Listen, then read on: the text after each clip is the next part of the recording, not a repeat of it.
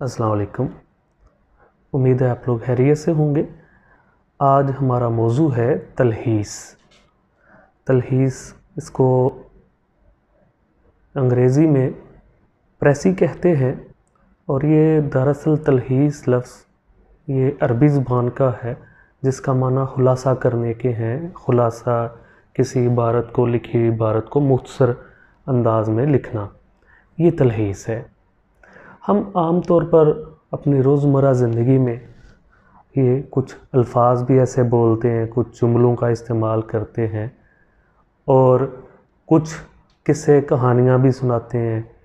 तो आम तौर पर अगर किसी को कोई जल्दी हो तो कहते हैं जी मुख्तसरन किस्सा कोता मुख्तसर अंदाज में बयान कीजिए। अब किसी पूरे दिन भरे वाक़े को, कई दिनों पर मुहित वाक़े को भी आप कुछ एक पैराग्राफ में बयान करने की जो है आपके अंदर सलाहियत होती है, बोलते हैं। तो ये यानी कि हम आम रोज़मर्रा ज़िंदगी में भी तलहीस का इस्तेमाल करते हैं। जैसे मसलन कि गफ़लत करने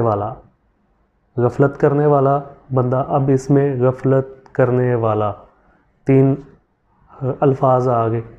अब इसकी हम अगर तलहीस करें तो गाफिल एक लफ्ज़ में हो गया कि तीसरा हिस्सा हो गया। इसी तरह मसलन तर्जमा करने वाला, इसकी भी हम तलहीस करते हैं तो मुतरजिम बन जाएगा। इनके तलहीस बेहद ज़रूरी चीज़ है, मुख्तसर और जामे अंदाज में किसी बात को बयान करना। जैसे अशार होते हैं, अशार के अंदर आप किसी भी बड़े से बड़े मौजू को 2 मिसरों के अंदर समो देते हैं, तो ये तलहीस में सारा आता है। हम बात करते हैं कि तलहीस का तरीक़ाकार क्या है, कि किसी हिस्से को, प्रेसी को आप एक इबारत को तीसरा हिस्से में कन्वर्ट कर, चले हम इसको मज़ीद समझने की कोशिश करते हैं। तलहीस है क्या? तलहीस दरअसल कह लें कि किसी चीज़ का जूस है। मसलन आप एक एक्सपेरिमेंट करें कि आजकल किन्नू मार्केट में चल रहा है। आप किन्नू लें, एक गिलास के अंदर किन्नू वैसे आपको जो है रखें तो 2-3 किन्नू शायद आ सकें, 3 किन्नू आ जाएंगे या 2 किन्नू आ सकेंगे। लेकिन उसके अंदर आप जब जूस डालेंगे तो 6 किन्नू जो हैं उनका जूस एक गिलास बन जाएगा। यानी कि 6 की जब हमने तलहीस की तो एक गिलास में आ गया, जूस उसमें से हमने ले लिया। वैसे भी उसमें 2 आते थे, लेकिन जब हमने उसमें से 6 तो उसके अंदर नहीं आ सके, तो 6 की हमने तलहीस कर ली और उसको 2 में कन्वर्ट कर लिया, बदल लिया, तो ये तलहीस होगी। यानी कि उसमें से हमने जूस निकाल लिया जो काम की चीज़ है, जो हमने पीना है, और जो उसका कह लें कि कचरा था या जो उसकी वेस्ट थी वो हमने उसको फेंक दिया और जो हासिल चीज़ थी वो ले ली।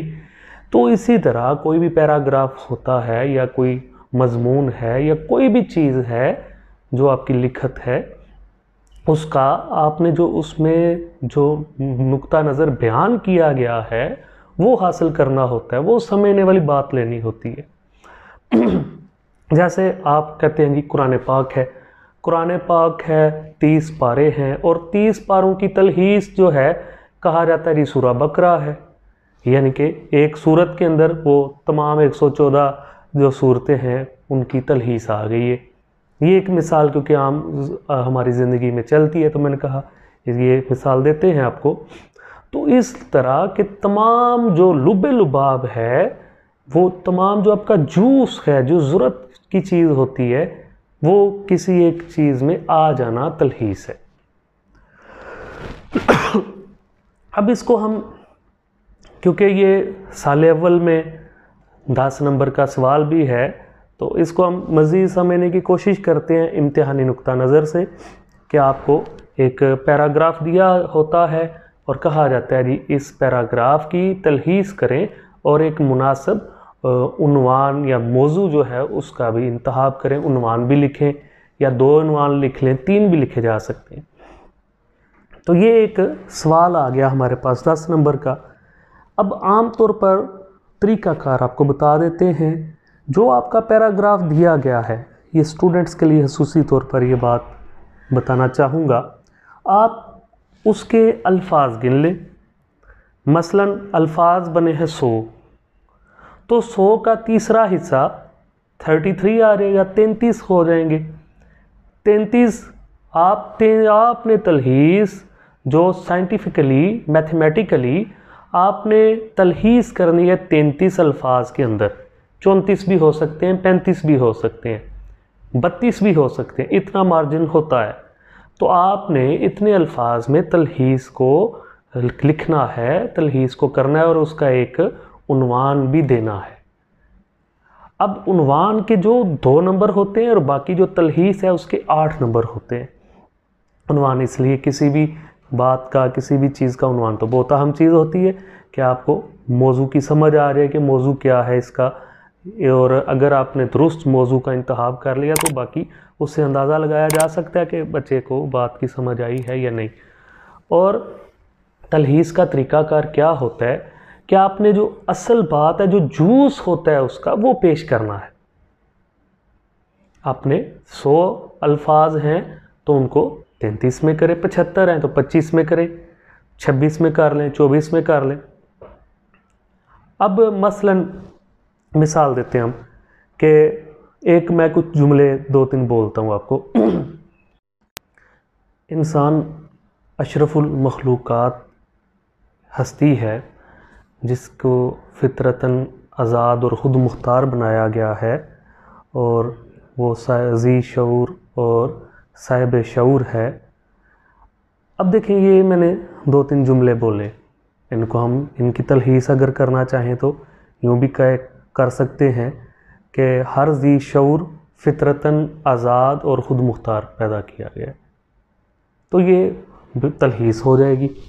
इसी तरह हम किसी भी पैराग्राफ या किसी खुलासे की, किसी मज़मून या कोई भी चीज़ जो है उसकी तलहीस कर सकते हैं, और ये कोई मुश्किल नहीं है, आसान है। सिर्फ आपने क्या करना है, जो आपको पेपर में भी पैराग्राफ दिया गया हो उसको 2-3 दफ़ा बड़े तहम्मुल से पुरसकून अंदाज में पढ़ें, समझें, और इसी तरह जैसे मैंने पहले मिसाल दी कि जो है तर्जमा करने वाले का हम मुतरजम कर दें, जो है इस तरह यानी कि अल्फाज का आप गफलत करने वाले का गाफिल कर लें, जुल्म करने वाले का जालिम कर दें। ये कई ऐसे चीज़ें हैं जो आप मौके की मुनासबत से इनकी तलहीस इस तरह कर सकते हैं। और बिल्कुल मुहावरे इस्तेमाल करने की ज़रूरत नहीं होती, सादा अल्फाज में लिखें, सलीस अंदाज में लिखें। तलहीस का जो तरीक़ाकार है और जो असल जो मौजू है, जो असल मकसद है, उसको ज़ाया ना करें। यानी कि जूस मिलना चाहिए जो फ्रूटफुल हो, और बाकी उसमें वेस्ट शामिल नहीं आपने करनी, और ये ना हो वेस्ट ले आए जूस निकाल दें, ये भी नहीं करना। यानी कि आपने किसी भी चीज़ का जो असल मकसद है वो तलहीस के अंदर पेश करना होता है।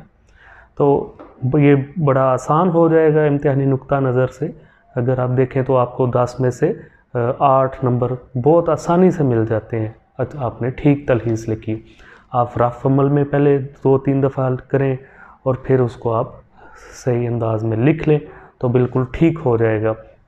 और रफ अमल जो है उसके ऊपर आप क्रॉस लगा दें। ये इसका लिखने का अंदाज़ होना चाहिए, और बिल्कुल टू दी पॉइंट हो, इधर उधर की बातें लिखने की ज़रूरत नहीं होती। और जो आपने उन्वान उसका देना होता है आप 1, 2, 3 दे सकते हैं, और कोई भी ये उसका मुतरादिफ हो जाए, मुतज़ाद नहीं होना चाहिए। और इसकी प्रैक्टिस करें, जितनी प्रैक्टिस करेंगे उतना अच्छा आप लिख सकते हैं, काम कर सकते हैं। तो उम्मीद है इस कलील मुख्तसर वक्त की गुफ्तगू में आपको तलहीस का मालूम हो चुका होगा कि तलहीस क्या है, इसको किस तरह लिखा जाता है। बहुत शुक्रिया।